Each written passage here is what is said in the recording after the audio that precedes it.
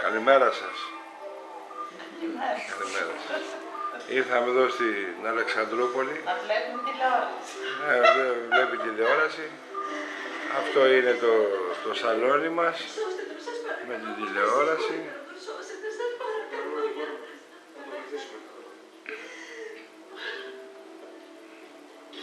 Το ψυγείο. Τα ντουλάπια της κουζίνας. Πολύ σκοτεινά. Σιγά σιγά, γιατί τρελαίνεται κάμερα. Να ανάψουμε και το φως.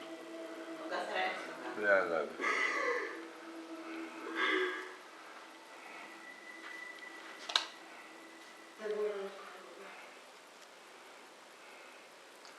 Το ροζ δωμάτιο και το κάμερα.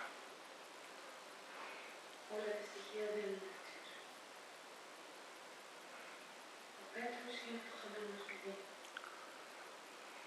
Αυτή η γυναίκα του βρήκε στην έκθεση και τον μεγάλωσε.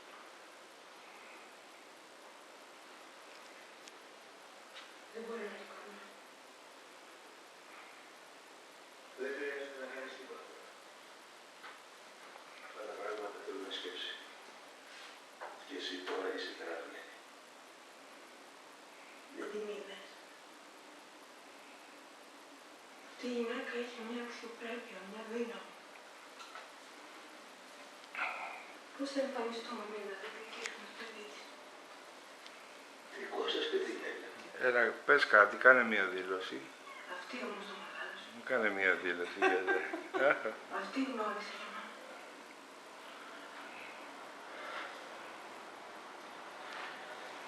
Αυτό είναι αλήθεια. Μου έριξε η ζωή μου.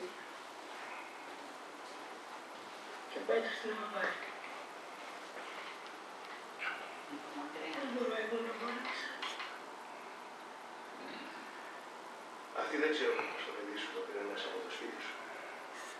Αυτοί νομίζουν πως κάποια το παράτησε στην πόρτα σου. Αν όμως μάθουν την αλήθεια, τότε αλλάζει. Δεν πρέπει να μάθουν την αλήθεια. Δεν έχουν αυτό το δικαίωμα, καταλαβαίνεις. Καλά γέρεψε.